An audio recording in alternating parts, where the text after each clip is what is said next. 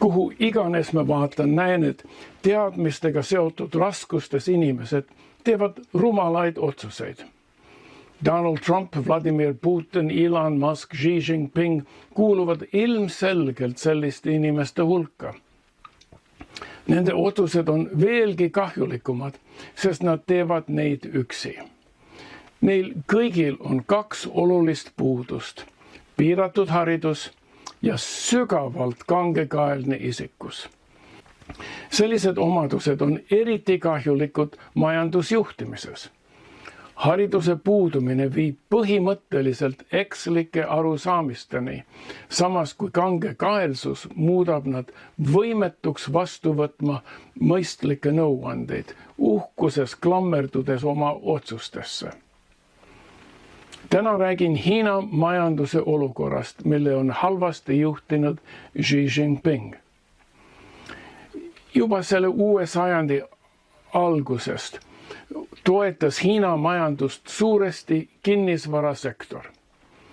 Xi Jinping ja tema Pekingi kaader soosivad, subsideerisid ja julgustasid suuri kinnisvaraprojekte. Arendajad ehitasid linnu ja sadu tuhandeid kortereid. Kuna seaduslikke kapitalistlikke investeeringuid Hiinas ei soositud, ei suutnud avalikkus olemasoleva kinnisvaraga rahuldada.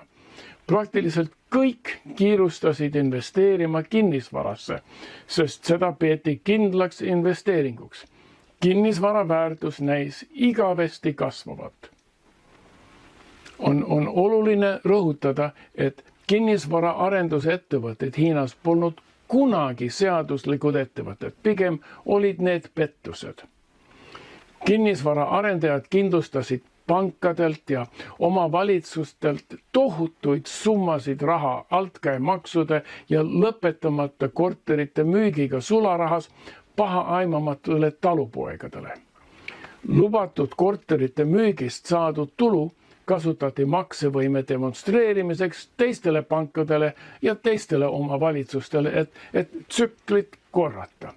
Veel rohkem maad kaevati üles ja rohkem skeletitornid püstitati, kuni pettus tundus mujal palju lubavam. Kogu Hiina oli täis lõpetamata ja tühje kinnisvaraarendusprojekte.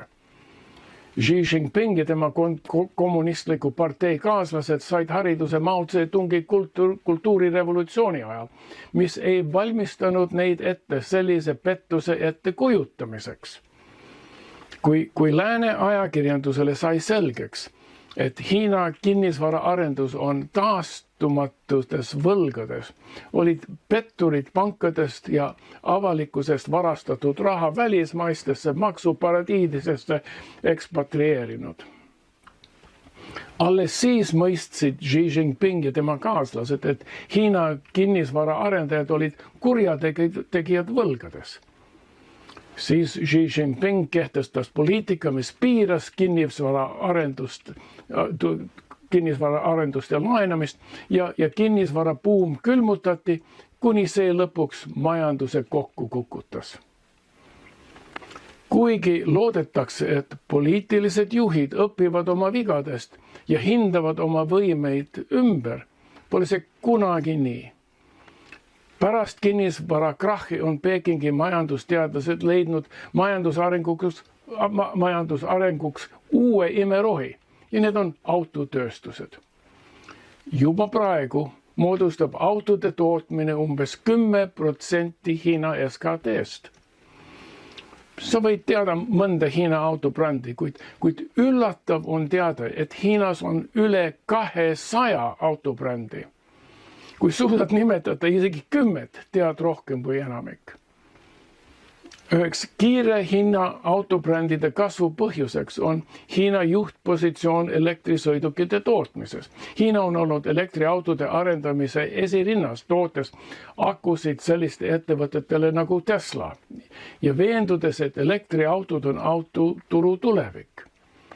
Kui neid automärke vaadata ja võrdlete Hiina autoettevõtete arvu majanduselt tugevamate lääneriikide ettevõtete arvuga, võib jääda mulje, et siin on jälle mingi pettus.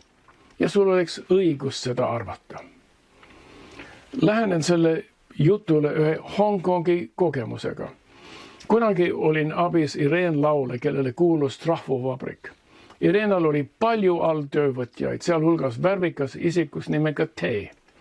Tay ja tema perekond valmistasid Irenale metallklemme, millega trahvusid erinevatele pistikutega ühendada, näiteks USA pistikutele, Euroopa pistikutele, Suurbritanniale ja Jaapanile ja nii edasi.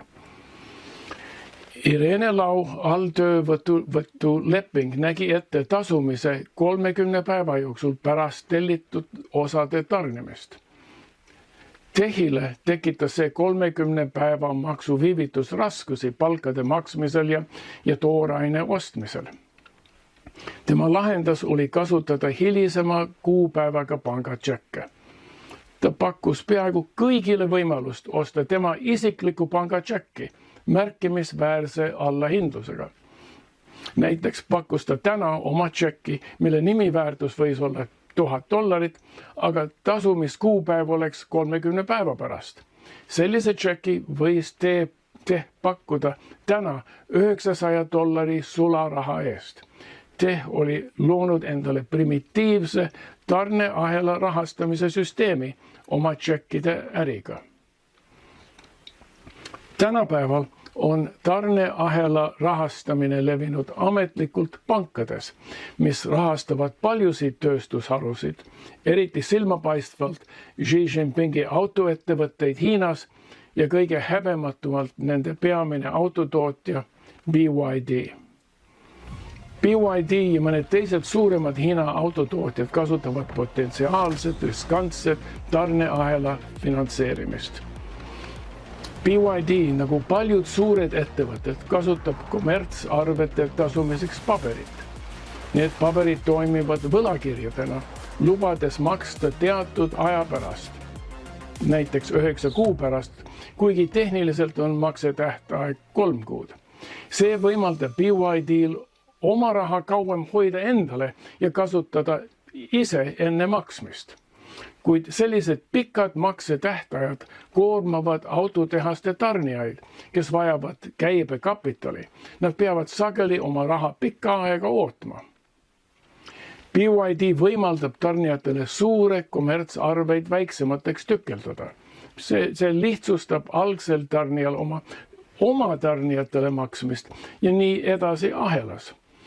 BYD ei võta algselt tasu arve tükkimise eest, kuid võtab tasu iga kord, kui arve edasi antakse. Siin peitub suur potentsiaalne risk. Struktuur, kus tasusid kogutakse igal ülekandel ahelas allapoole, sarnaneb püramiidskeemiga. BYD teenib nendelt tehingutasudelt kasumit iga kord, kui arve edasi kantakse, luues potentsiaalselt märkimisväärse tuluvoo. Tarnijad, kes ei saa oodata arve lunastamist, müüvad need pankadele. Discounteerimine. BYD kommertsarvedel on ebatavaliselt kõrgelt pangadiskonto määrad, üle 5%, mis viitab sellele, et neid peetakse tavapärastest kommertsarvetest riskantsemaks. See muudab tarnijatele kiiresti sularaha kättesaamise kulukaks. Kuigi arved on tagatud BYD krediidiga, puudub kindel garantii, et neid arveid suudetakse välja maksta. Kui BYD-l tekivad rahalised raskused, võivad need arved muutuda väärtusetuks. Selline stsenaarium oleks analoogne Hiina kinnisvarahiiglase Evergrande kokkuvarimisega, kus sarnased kommertsarved kaotasid oma väärtuse. Kogu süsteem tugineb BYD jätkuvale kasvule ja maksevõimele. Kui BYD peaks komistama, võib kogu tarneahel kokku kukkuda, kahjustades paljusid väiksemaid tarnijaid. Kuna Hiinas on palju autotootjaid, kes kasutavad sarnast tarneahele finantseerimist, on süsteemne risk väga suur. Süsteem püsib suhteliselt stabiilne, seni kuni BYD ja teised autotootjad jätkavad oma äride kasvatamist, turgude laiendamist ja autode müümist.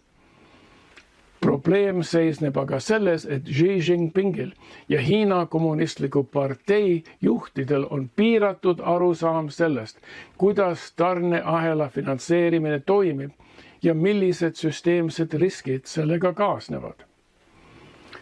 Ilma korraliku regulatsioonita võib kommertsarvete kontrollimatu emiteerimine viia kuritarvitamiseni ja tekitada finantssüsteemile täiendavat ebastabiilsust. Oma innukuses edendada Hiina autotööstust lubab Xi Jinping sellistel ettevõtetel nagu BYD luua oma lühiajalise finantseerimise vormi ilma piisava järelevalveta. Nagu mu sõber Tehi makse tähtpäevaga tšekkide süsteem toimib kõik hästi, kuni investorid ja tarnijad saavad oma raha tagasi. Kui aga mõni suurem ettevõte, näiteks BYD, keda Hiina kommunistlik partei peab liiga suureks, et läbi kukkuda, ei suuda oma kohustusi täita, pole valitsusel muud valikut, kui see välja päästa. Pidage meeles, et valitsuse pidevad jõupingutused kinnisvara arendajate päästmiseks ongi see, mis viis Hiina majanduse kontrollimatusse allakäiguspiraali. See spiraal tõenäoliselt jätkub, sest Xi Jinpingi plaanimajandus on panustanud järgmisele tööstuslikele võitjale, selle asemel, et lasta turul loomulikult kohanduda ja kasvada. Mõne aasta pärast on BYD autod sama haruldased kui Evergrandi korterid.